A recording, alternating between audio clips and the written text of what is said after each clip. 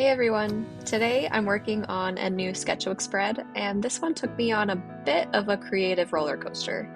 I started out with a clear idea, different characters all reaching for this glowing heart in the center, but as I worked, I hit some roadblocks that really changed how I approached the final piece. Midway through, I realized something was really off, and I had to figure out what it is and how to fix it. And we'll talk about that later, but first let's get into the process.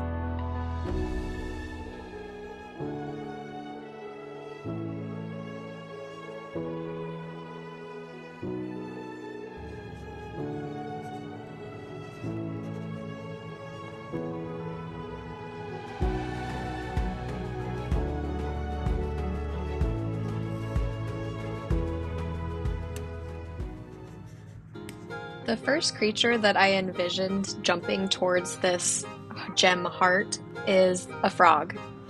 I am really drawn to frogs. I think they're really cute, but also like really weird looking. And there's no better combination, a cute and weird looking thing.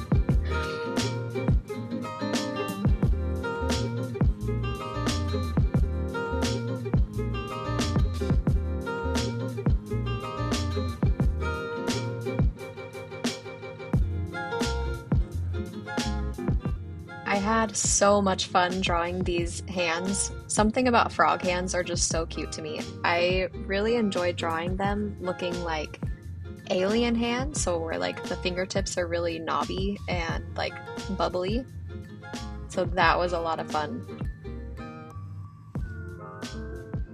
I am fairly new to alcohol markers and using them to their full capacity in blending capabilities, and so I still get really stressed about making sure that I use them while they're still wet with each other so I can blend seamlessly. So I'm making sure to keep my markers uncapped, so like they're just sitting in the caps right now. I don't click them in so I can get them out really easily and quickly. And I'm a little bit addicted to that stress.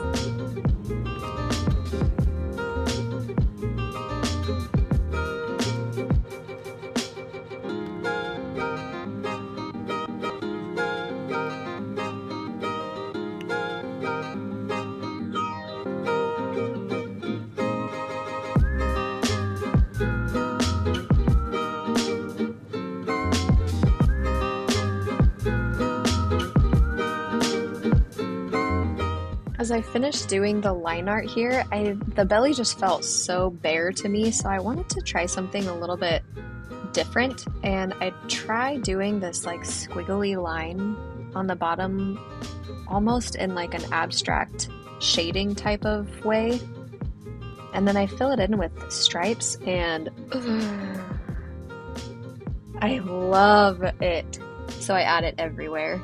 I add little splotches anywhere that looks like it could use a splotch, and I love how it turned out. I'm gonna get started now on this robot hand, and in the past I've drawn a robot hand and I really like how I drew it, so I'm gonna find where I drew that in my sketchbook and kind of use that as like a reference, figure out how the knobby parts all work together and kind of mimic that.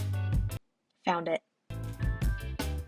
The first rendition of this hand has a problem with it, and it's right about here that I'm starting to realize. So I try to fix it a little bit, and it's right about here that I have to come to terms with changing the thumb more than I originally wanted to. And I actually do end up liking this new position better. It almost has like a more innocent curiosity for the gem rather than like a need for it. And I dig that a little bit better.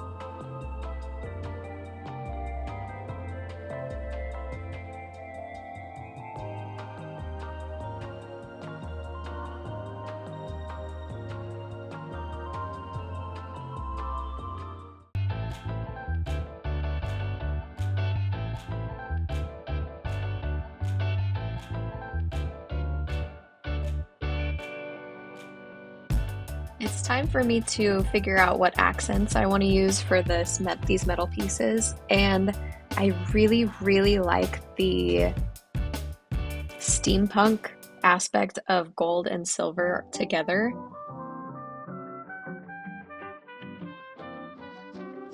I decided to do something a little bit fun with these chords and add an unexpected pop of deep blue here, and I think it looks really cool. I'm glad I did that.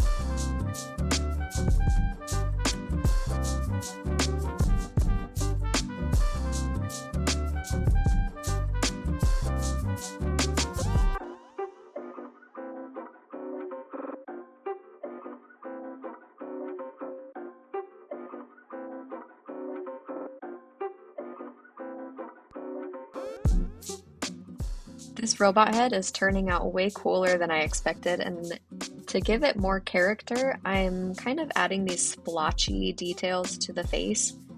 And I want to carry out some of these glitchy lines that I did with the yellow too.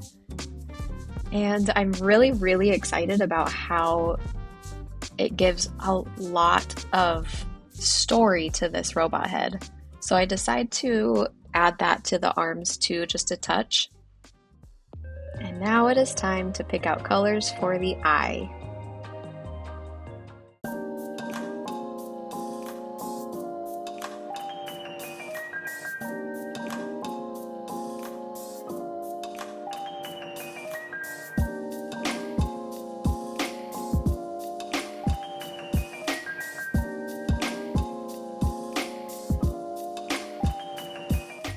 I have found that what works best for me when I am blending these markers is to get three colors or three different shades of the same color, so a dark, a middle, and a light, and then kind of work between them. Sometimes I work dark to light, and then sometimes I find it easier to just kind of go between them and fill what needs to be filled however I feel in that moment.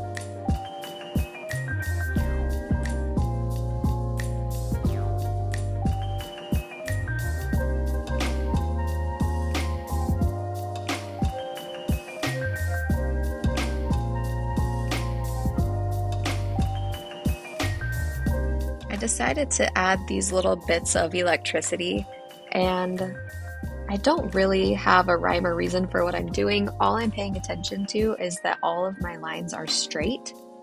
So all lines have like a hard edge to them before they take a turn. And once I'm happy with how many electricity pieces I have, I go in with a deeper blue and add a little bit more depth to them and then kind of draw some jaggedy arches between them. I was really happy with how this spread was coming together so far, but then I added this wolf. Something about this wolf just didn't match the rest of the spread, and I still can't really figure out exactly what it is. I think I might have drawn him in like a different style than the frog and the robot. Or it might have just been the fact that he had fur and the robot and the frog were furless.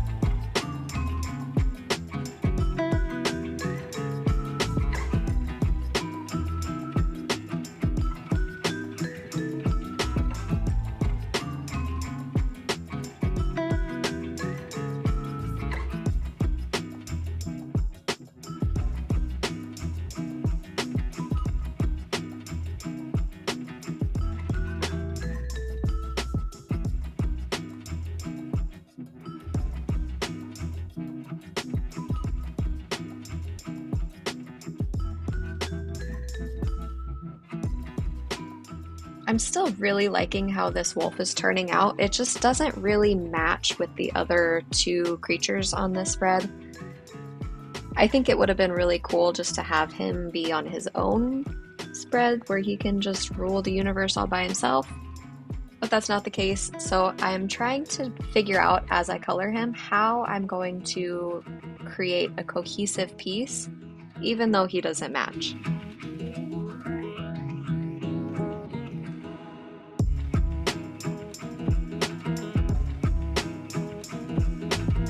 I figure one way to make him look more like the other two is to treat him the same way that I treated the others. So I'm giving him these same shading lines that are outlined and look kind of bubbly. And I think it really does help.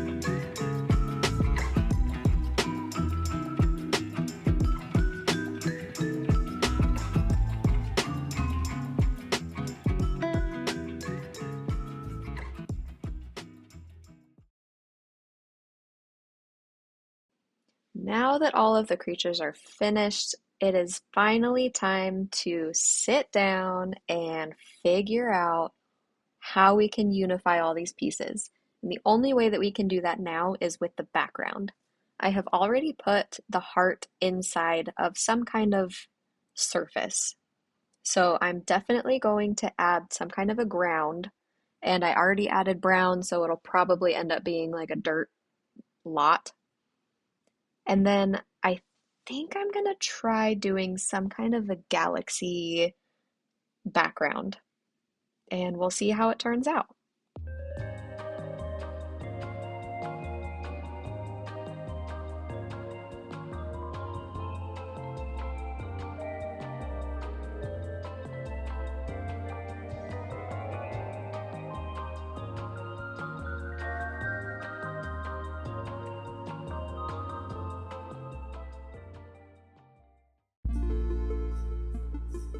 I'll be honest, I was losing a little bit of interest in this project after I had created all three pieces, put in so much time and effort and work into them, and loved them each separately. And just to find that they were all different was a little bit defeating. So I let this spread sit for probably 3 days.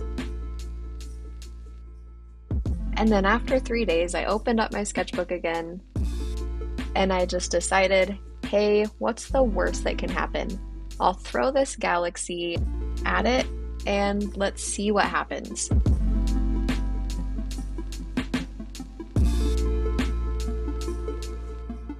After I did the galaxy background, all the pieces separately started to fade into the background. Everything looked so busy.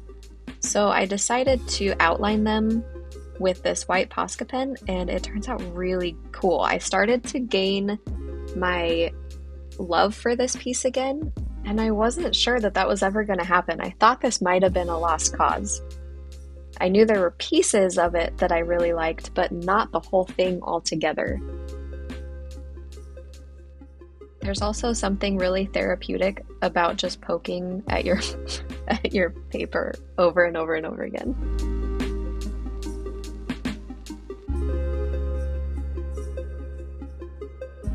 This spread had its ups and downs for sure, but in the end, I actually love how it turned out.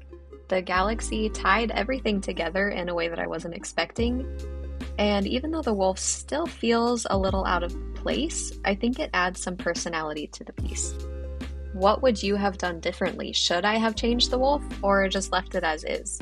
Let me know in the comments, and if you enjoyed watching the process, make sure to subscribe. I have more sketchbook pages coming soon.